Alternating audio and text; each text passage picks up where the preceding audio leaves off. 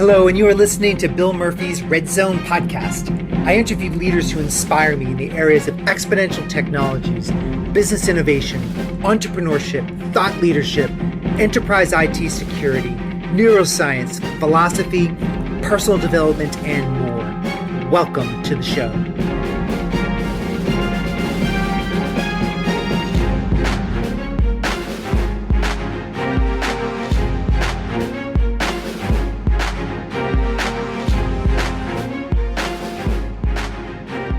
Welcome back to the show, everyone. This is Bill Murphy, your host of the Red Zone podcast. Today, my guest is Charlene Li. And Charlene has just released a new book called The Disruption Mindset, Why Some Organizations Transform, Why Others Fail. Charlene is a founder of and a senior fellow at Altimeter, which is a profit company. She is the author of 5 previous books, including the New York Times bestseller, Open Leadership, and the co-author of the critically acclaimed book, Groundswell. She's been named one of the most creative people in business by Fast Company.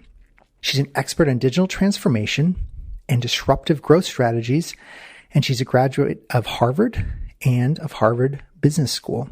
And I love how she explains that we've been approaching disruption backwards. In my conversation, we talk about how companies make disruption their goal, but they believe that if they develop the right innovation, they will disrupt the markets forever and drive the kind of growth, worthy of what their board of directors wants.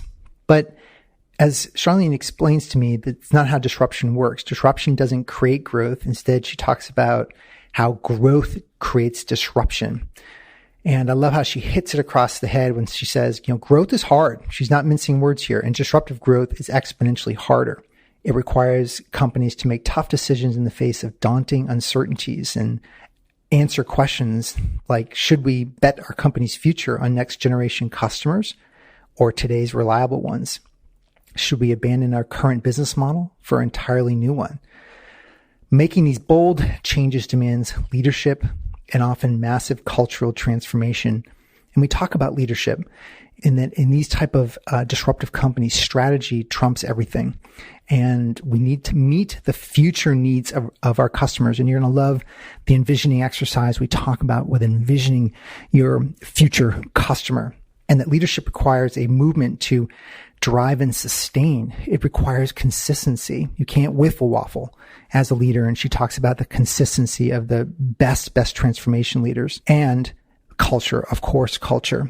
But we talk about culture, something she calls flux culture. And also we discuss her concept of a dashboard. Many of you are digital leaders, but what do your dashboards look like? And she gets into specifics on what a true disruptive organization should have in there that the entire company's looking at as it relates to their dashboard. So, I love book authors like Charlene because we're taking 30 years worth of meeting some of the best, most transformative conversations and experiences and distilling it into a book and a conversation. So with that, I want to welcome you to my conversation with Charlene Li, author of The Disruption Mindset.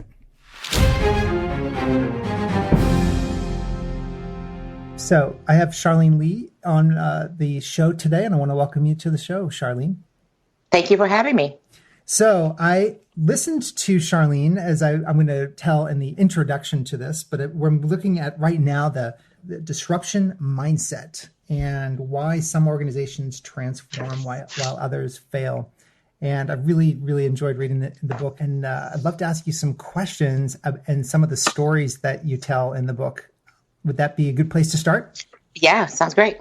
So one of the things that a lot of my listeners struggle with is culture, the culture shifts and changes that are needed for disruption. And I was really curious, you talked about the concept of a flux culture. What does that mean in your parlance and when you talk to executives?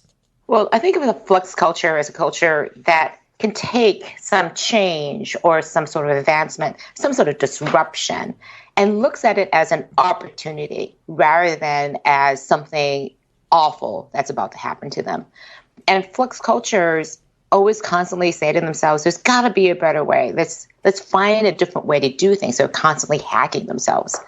And the difference between that and what I call a stuck culture is I think everything we're doing is perfectly fine today.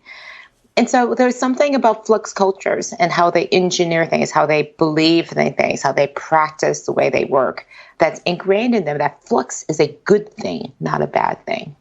And you talk about the soul of a company and lore. And to me, I've listened to a couple of your interviews, and I know, you and I were connected through a talk I heard you give, and it's hard in a short amount of time to deliver this message. But diving into the book, you talked about the soul of a company and the lore. And then also I've heard you talk about, are you concerned about the metrics of revenues and profits, or do you have other metrics that are equally important? I was hoping you could talk a little bit about that and where you're coming from.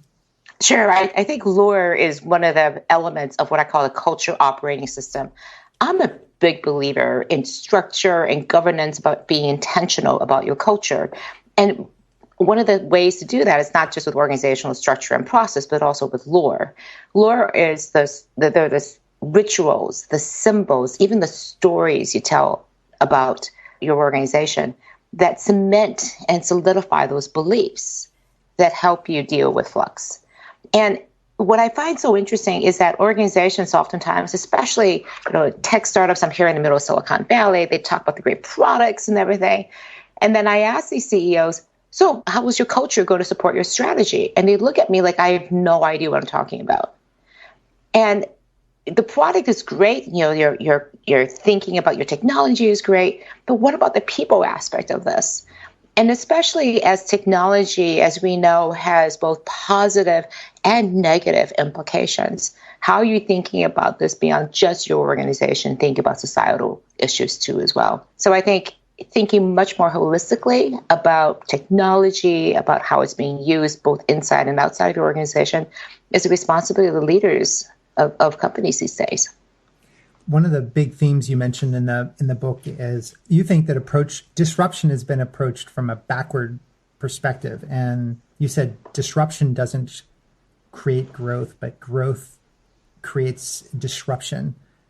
How does that because I think that innovation is it's getting to be almost an overused word right now.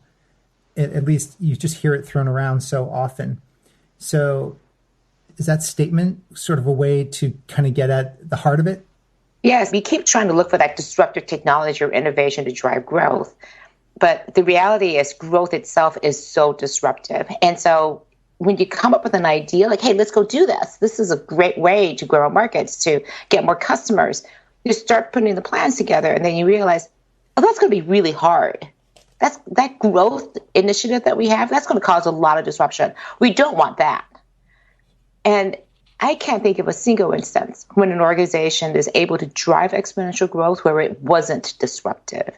Growth is disruptive. And so what you need to do is have a strategy that can sustain you through those hard times. The reason why you're going after this, that opportunity is really clear. And then the leadership and the culture that can help you through those disruptions, having that disruption mindset. And the organizations that can do this are the ones who thrive and grow huge leaps and bounds.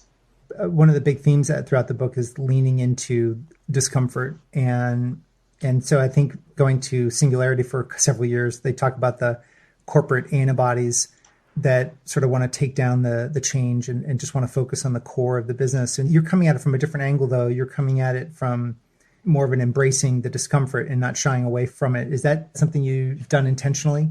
Yes, absolutely. Because I do believe that if you're trying to aim for growth that's comfortable, you're only going to grow incrementally within your comfort zone. But if you step into the edge of that comfort zone and even over the edge of that, that's where the magic happens. That's where growth happens. And I think that athletes and artists are so well positioned to understand and grasp this idea. They live at the edge of their comfort zone in order to push their bodies and their athleticism. Artists live at that very edge of just potentially falling on their face, and oftentimes too. And what you find with disruptors is that they're comfortable living at that edge because of the discomfort. They're used to the discomfort. None of them will say that it's easy. All of them will say it's incredibly hard to be out there. but they put the systems in place to be able to sustain that level of discomfort. You put a lot of quotes in the book and that I've never heard before, but they're really interesting. One of them was by Larry Page. There are basically no companies that have good, slow decisions. There are only companies that have good, fast decisions. And then the next is a case study with, I didn't know this about Bezos, but I didn't realize he had this principle of have a backbone, disagree, and commit. And then you actually had the point, I don't know how this, he basically, the statement he said to his team is, I don't agree with this, but I'm going to commit to it. I hope you hit a home run. And it's interesting that the company, he sort of allows these, I guess, micro efforts to just thrive within his environment. Yeah, I think it's one of the most powerful leadership principles that Amazon has, disagree and commit. Because the reason why so many people, because of internal politics, for example, they don't push the very edge of the argument for fear that it's going to upset the relationships they have in an organization. But the power of disagree and commit says, I can go right up to the very edge. I can push passionately for what I believe is right. But when the decision comes down that we're going to move in a different direction, I will be 100% behind that decision. Because that could be me. I could have gone my way, and I would want everybody else to be 100% behind me.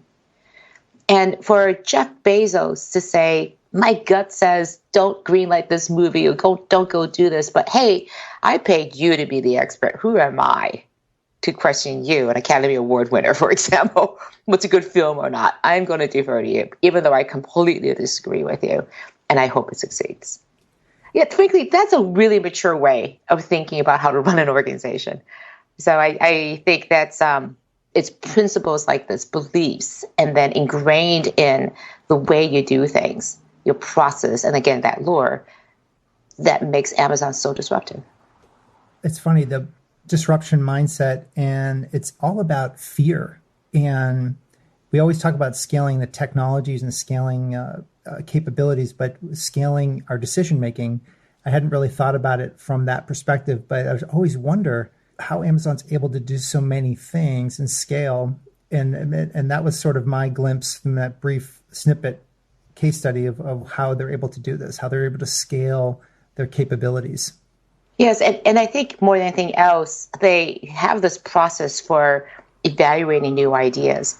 And it's a one-page press release from the future and a 6-page FAQ. And they refine it and refine it and refine it.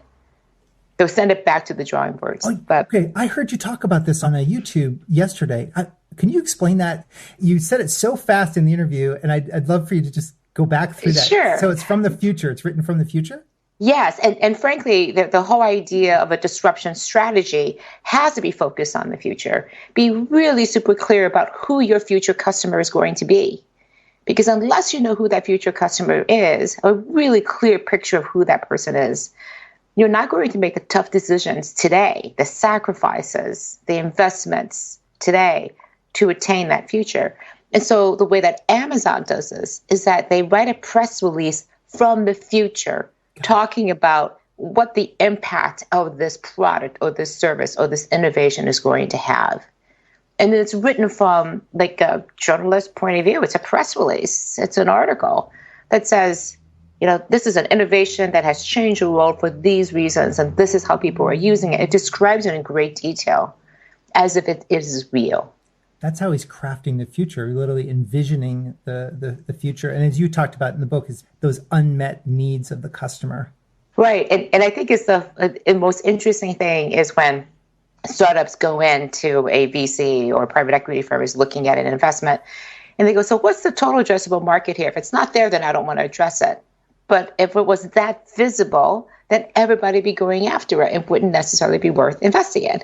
So that's the conundrum, is where the greatest opportunities are is when it's sitting in plain sight and yet nobody's addressing it. I look at the brilliance of Uber. There is no new technology in Uber. They use existing location-based information in your phone. You're right. But when they realize it was there, they go, wait, I can't get a taxi when I need one. It was this unmet need. Nobody was asking for this. The founders just said, what if I could do this? And they whipped together a little app, sent it to a bunch of people, and it grew from there. Their ambition wasn't to disrupt the taxi industry or to change the way people transport the world. They just wanted to get a ride to the airport. So I kind of look at this and go, what are the unmet needs that are out there? There are so many. There are so many. I like to advise, as just an example, go follow a busy parent around. Solve some of their problems. You will make $1 billion company. That's so true, because there's several billion parents out there. Exactly. So one of the things, I think the second part of the three parts that kind of the major themes of your book is leadership. And I know we've talked about that already and through the leadership of Amazon, but you also talk about archetypes. And I couldn't help but think of Joseph Campbell. It's sort of like the hero's journey and sort of this descent into hell, but then you're coming back out with this wisdom. And because one of the things you talked about is abandoning a product line or abandoning a business model to go towards a new business model. And I thought, gosh, that just generates complete fear for leaders. And I was just curious your thoughts on that. Right. I think it's one of the hardest things is when you look at something, this baby that you've, built and nurtured for years or decades, and you realize, this thing is not going to make it in the future. It's got some good, profitable customers, but it's not where our customers are going into the future. And making the really tough decision to say, this time has been great, but it's now time to move on from here. That's a really hard thing to do. And I'm not saying it's easy. It's emotionally very difficult, and also very difficult because you may have teams and people and infrastructure investments all tied up into it. But that's where I think that focus on the future customer is so important, because you won't make that hard decision unless you know where the opportunity is. To the extent that you can, you're going to try to move those people into those new areas or give them a soft landing for wherever they may be. I think a great example of this is Nokia. When they decided to exit the consumer handset business, you have to realize this was the pride and joy of not just Nokia, but the entire Finnish people. The national identity was so tied up into those handsets. Right. So to sell it off to an American company and a behemoth like Microsoft was huge. And it also meant that a huge number of people knew that their jobs were going to be gone. So Nokia made sure that those people had a soft landing and exit that they were really taken care of well, so that they would work until the very last minute and be committed to the company to be able to make that transition work. What I didn't know through one of your stories, the book is chock full of stories, which is just a great way to talk about these concepts, is Netflix. And I think we all know, and we've seen the graphs of Blockbuster tanking around the time Netflix rising. And what I didn't really appreciate is the details on the story, because they were kind of fun, of like the missteps that Netflix went through, and they almost shot themselves in the foot. But I think it's really indicative of corporate leaders today. And so could you share that story for my listeners and then kind of what your point of learning is from it? Sure. Yeah. I think one of the things that Netflix did is that, it grew very quickly, but they grew with the red envelopes. And at one point they realized they needed to move into the streaming strategy, but how to do that. And one of the things they did was they came up with this way of separating the fees, because it used to be bundled in. Now you had to pay separately. And the way they executed it was absolutely horrific. And they didn't anticipate the customer pushback from it. And they then did this crazy quick serve branding thing, pulled away from that, and they almost killed the company.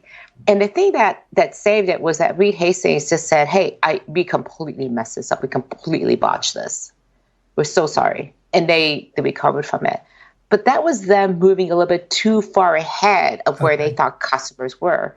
So I think that's one of the biggest issues that they had. Because we all remember those red envelopes, and I remember the kickback from the customers. So that was a company that was obsessed with future state but they just didn't manage the transition between the current state and the future state. Is that essentially kind of the lessons to be learned there?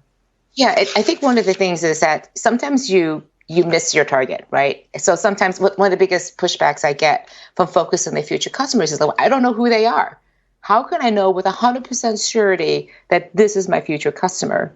And the unfortunate answer is you don't know 100% sure. But if you were to wait until you knew what they were, they would be gone. And so sometimes one of the disadvantages is that you overshoot. And the example was Netflix. But the other part of the story is they were able to recover. And they had the ability and the resilience inside the organization and frankly in their leadership to be able to understand what mistake they made and then go and fix it. So I think that's one of the biggest issues is like, this feels really risky. I'm like, yes, it is. It's a disruption strategy.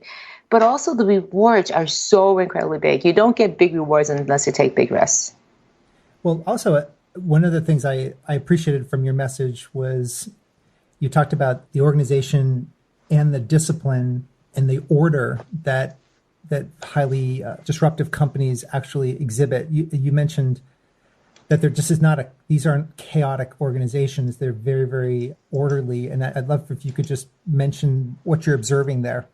You know, the reputation and the image of you have of a disruptive organization is chaos, that people are like running around. Things are blowing up left and right.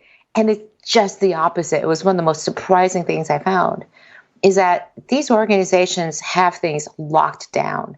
And because they know what processes are going to be followed, what policies are there, how things are going to be organized, how decisions are made, they don't worry about how to get things done. They can just focus on doing incredible, disruptive, crazy things out there because they feel really safe and secure in terms of how they fit into the organization. And so this is an interesting finding. You can't ask people to do disruptive things if they themselves feel insecure. Interesting. And what happens is what may seem completely crazy for some people, I look at disruption as a scale of 1 to 10. So if you're on the lower end, like a 2 or 3, you're looking at the 8s and 9s and going like, how are they doing that? And the 8 and 9s are looking at the 9s and 10s and going, how are they doing that? So there's always somebody who's doing something even more crazy. But the 8s and 9s, their base level, their ability to deal with flux is so much further attuned. They feel so much more secure, and they're used to taking these bigger risks, that the bigger risks are sort of everyday things that they do. They do a lot more disruption a lot faster. So these are not big framework type disruptions. There are lots of smaller, more measured disruptions that are just done a lot of them. So they're building up, sort of like they're doing push-ups every day versus doing like a set of push-ups every month. Is that right? Okay. That's a great example. I'll give you an example. I talked to one organization, and they had done it. They had pulled off this amazing disruptive product launch that they did. They pulled out all the stops, did it, got the innovation out. And I asked him, like, what's it like? And he goes, oh, it's terrible. It was so hard. We're still recovering from it. And then I asked the chief strategy officer, so when was this? He goes, oh, it's 2 years ago. I mean, it's just, we don't want to go through that again. When your innovation cycles are measured in years, you're going to fall behind. Disruptive organizations work very differently. They say, well, let's go make that change. How long is it going to take to make that change? And the engineers and the product people may say, maybe 2 hours, a couple more hours, we can see if it works. Okay, let's meet back again in a few hours. And then they reset and then keep going. Get instant feedback, okay. Yeah, and it's a very different way of working. And so I don't think you get a chance to make really big disruptions, the things that are going to rock your organization, unless you get really good at the smaller ones and you get practice in and you start getting better and more comfortable with making these changes. And slowly over time, you get to make bigger changes. And so I look at these organizations that are going through what they call digital transformations, which is a really good thing. They're focused on the digital and not on the transformation side.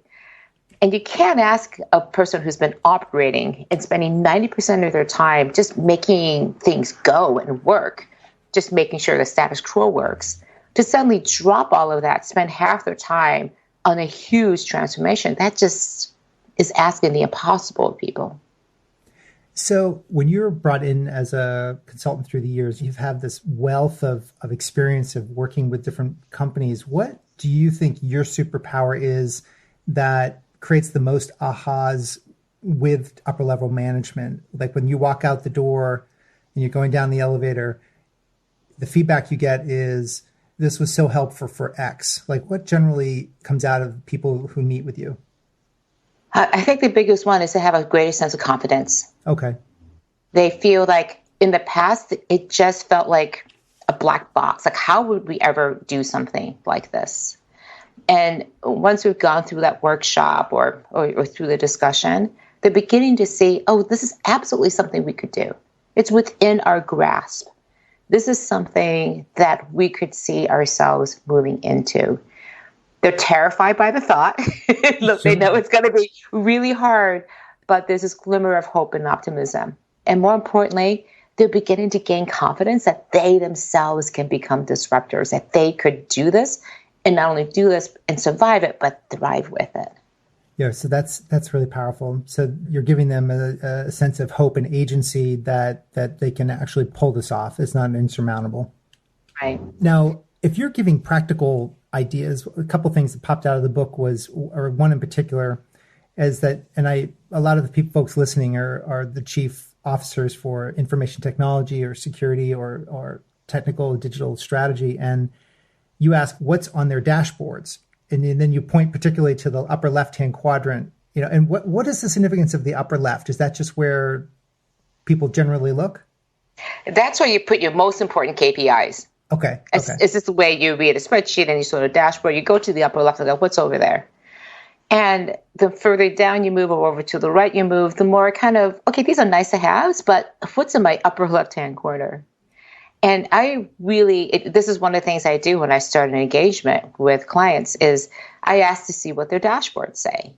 Like, how do you measure your success? What do you look at every day to see that you're on track? And I look to see that their customer is in the dashboard. And I want to see that customer reflected in the dashboard across every single person's dashboard in the company, even if they never come near a customer. Because if you are aligned with what customers are doing, you begin to start to understand what role you have in the actions that you do every day that could impact them.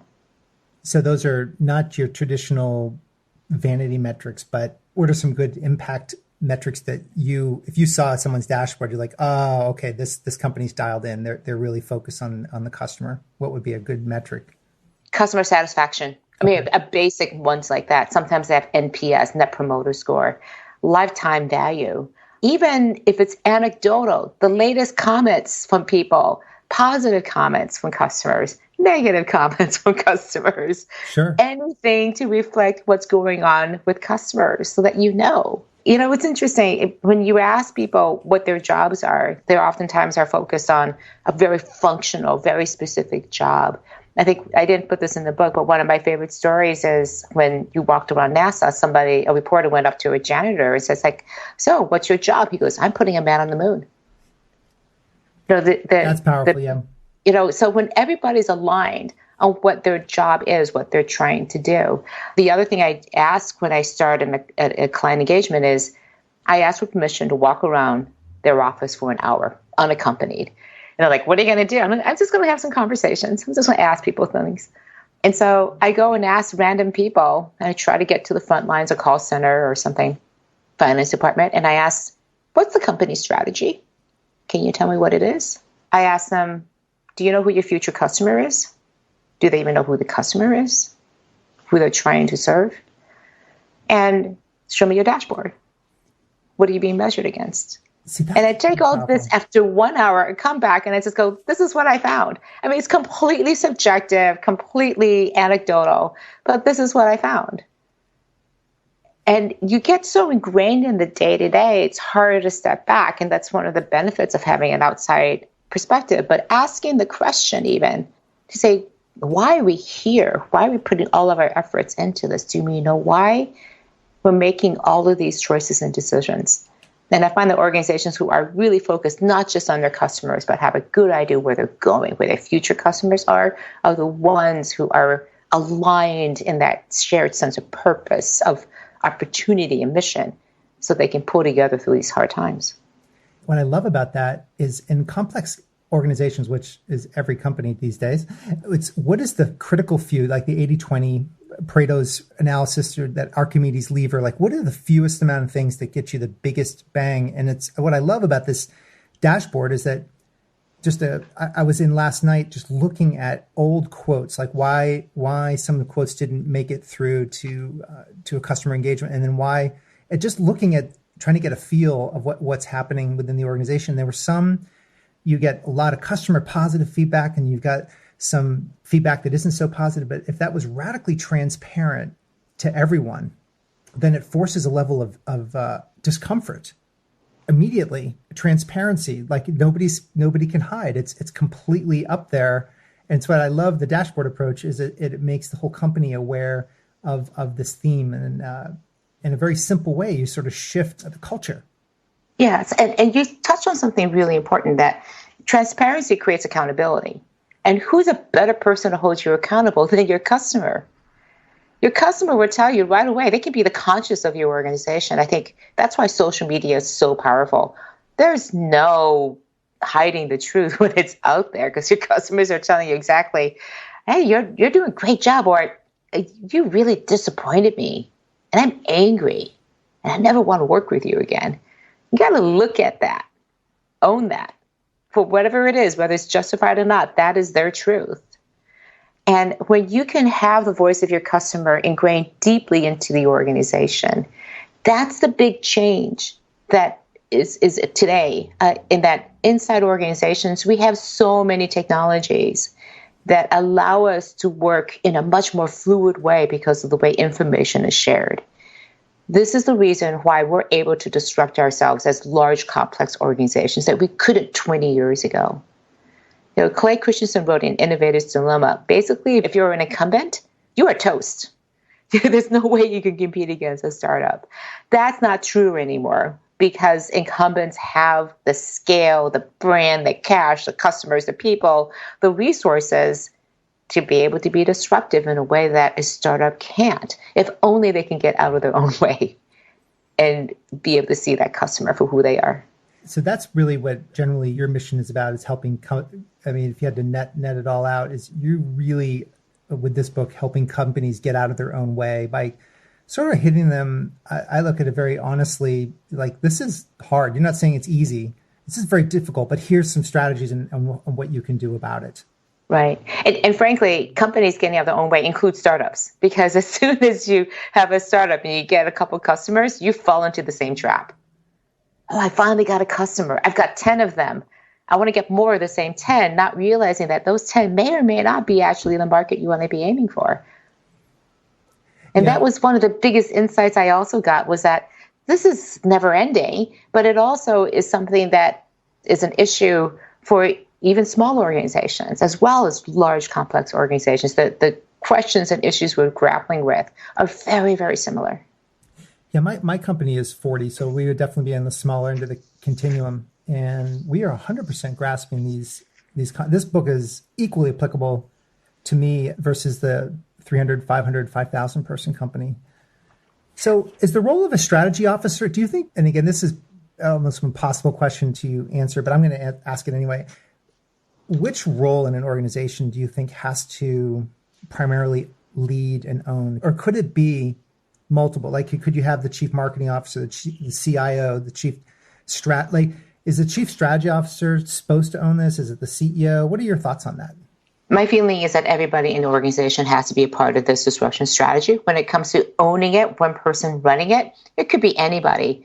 But the key and crucial roles that have to be invested in this and make it one of their top 3 priorities are the CEO and the board of directors. Top three priorities. Yeah, top 3 priorities. Because if it's not, again, I'm not just saying 5, but even top 3. Okay. Because it is so hard. Yeah. It is incredibly difficult that anybody who's going to put their neck on the line is like, this seems really hard. And the CEO and the board is like, we know it's hard. We are 100% behind it. And we talk about it all the time. And this is a top priority for the company. This is not somewhere down on the line. This is like something that we're betting the future of the company on. We have to do this. How would you know if someone is giving something lip service versus they're actually committed to it? So let's say they say it's in the top 3. There's a letter from the board, but what actually makes it a top 3 priority from backing up someone's mouth or someone's statement? It's always interesting. Leaders always grapple with, how do I have credibility? How do I establish the fact that my requests, my commands going in this direction are credible. It's built over time. And when you do what you say, and you say and reflect what you actually do, that is where credibility is built. I'll give you an example. What doesn't work is if you say, we're going to move in this direction, everybody go there. Okay, everybody goes there. 6 months later, we change our mind. It's going to go over here, without really giving a good explanation why we're doing that, other than I kind of feel we need to go this way. Versus a shift that says, we thought it was this way. The market gave us this indication. It's actually in this direction instead. I mean, how do you actually explain the things that you're asking people to do? And it's constantly, again, built on that relationship as a leader. A leader is simply somebody who aspires to some sort of change, and the people who follow them are inspired by that. And it's simply that. It's a relationship. So leaders have to build this over time, and they have to invest in it. And the biggest mistake I see leaders do is they say it once and they think everybody heard it. They don't. They say it again and again and again. They keep saying, I had a conversation with somebody today, and I think they really represent our future customers. This is where we need to go.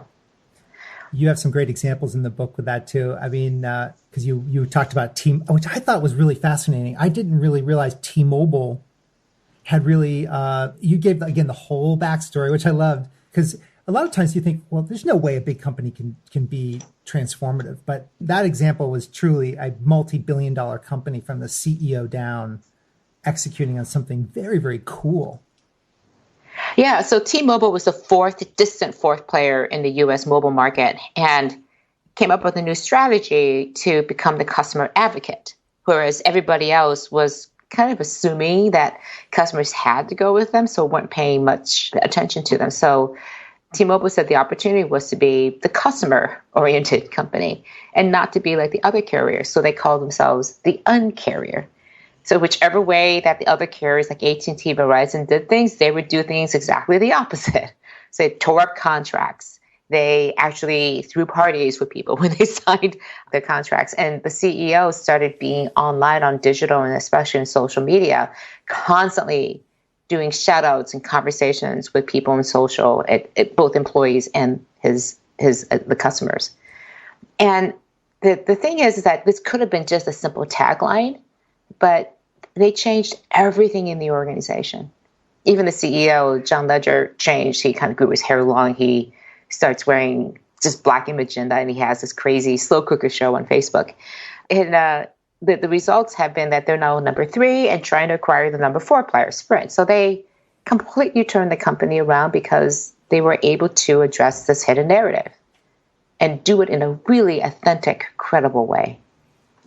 Yeah, to me, that story it hit home, and I think it's an inspiring story. More to your point of giving people, when you're working with them, the hope. I think there's a lot of stories of hope that you tapped into there. If you had a crystal ball and you were 10 years in the future and looking back, and we are 2029, and we had the chance to look back on the past 10 years, what do you see has been a major theme or a major 1 or 2 themes that you've been able to help people work through over that decade in regards to where we are today and which your future vision is of the unmet needs of people that you work with and are writing to?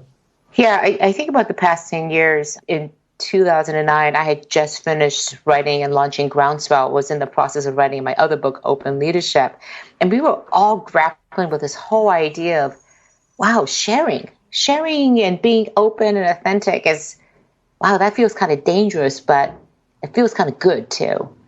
And now today, this is taken for granted in some ways, that this is what we do. Some of us are more comfortable with sharing than others, but we've gotten to be much more comfortable with openness and sharing and just looking at the world in a different way. The fact that we would get into a stranger's car just seems so different, or you would let total strangers stay in your house, right? Or put your daughters and your sons and daughters in an Uber, right? Yeah, exactly. And so it's such a different world that we're in today. I mean, you could not have. I mean, if I told you that we would have Uber and you would send your 10-year-old off on a total stranger's car, you'd be like, absolutely no way. So what are we going to have in the next 10 years? I mean, my goodness, so many different changes. But I think one of the different things is we're going to have technology that comes a lot closer to us. We're already grappling with this whole idea of privacy and how close we want technology to get into it. And we've taken it so for granted. I think in 10 years, we'll have figured that out in many ways. Sure. And that we will have a lot more control because of blockchain or other technologies where we'll feel a lot more comfortable with technology embedded deeply into us, into our lives, or potentially into us, ourselves, into our bodies with embedded technologies. So I think that's a key thing. I also am very optimistic about how organizations will work. I think the nature of work will change. The fact that we now have fairly outdated ways of classifying who is a worker, who is a contractor, who's a consultant, and things like that. The fact that we have very traditional ways of thinking about the relationship between employer and employee. The fact that we don't have honest conversations with somebody that says, the day that you start work will be also the day we talk about your last day of work, which means I know you're not going to stay here forever. So let's have a mature conversation about this, that when you think it's time that this isn't working out for you, let's figure that out.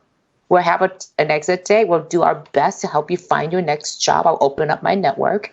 And in the meantime, I expect you to work 100% as you were and to even help us hire and train your replacement. Yeah, I love that. I love that. What you just said, that about the employer-employee relationship. I mean, it's such an antagonistic way of thinking about the world these days. And the way that HR most of the time is created, it's a risk mitigation area. You hire people who can hopefully do the job and not sue you in the process. And then when they come into the job, they'll do a decent enough job and hopefully stay there for as long as possible so we don't have to go through this all again. And that's not a great way. That's not the way that we think we want to lead and not the way we want to be led. So how would we rethink what this contract looks like in the way that we actually have our relationships? That's, I 100% agree with you. And a lot of the technologies that we've invented and that we're grappling with and struggling with, I often say, that when the car was invented in the late 1800s, seatbelts were a good idea the day they were invented. And even today in our states, there's not the same seatbelt laws across the United States. And I don't think it was even mandated until 50 years after the invention. So we're going to figure out the seatbelts that we need in the different areas of our inventions. Great way to put that. Well, Charlene, this has been a blast. I highly recommend to listeners to purchase The Disruption Mindset. Fascinating. And your other books, too, that have been bestsellers, like The Open Leadership. So I'm going to put that on the show notes so you can find it on Amazon. And if anybody wanted to reach out to you, what is the best platform that you kind of frequent that they could reach out to you? I'm always on LinkedIn, Twitter, Instagram, all the social platforms. I'm there. I also have a website at charleneli.com. So I try to make it as easy to find me. And I really do enjoy people reaching out. So I would love to hear from you about what your disruption journey is like. Excellent. Charlene, again, thank you very much for coming on the show today. Thank you for having me. Bye-bye. Bye. So there you have it. This wraps another episode of Bill Murphy's Red Zone podcast. To get all the relevant show notes, please go to our blog at www.redzonetech.net/podcast. Additionally, make sure you go to iTunes and leave your comments in iTunes about the show. This helps our show rankings enormously and it helps support the show. Until next time, I appreciate you very much for listening. Thank you.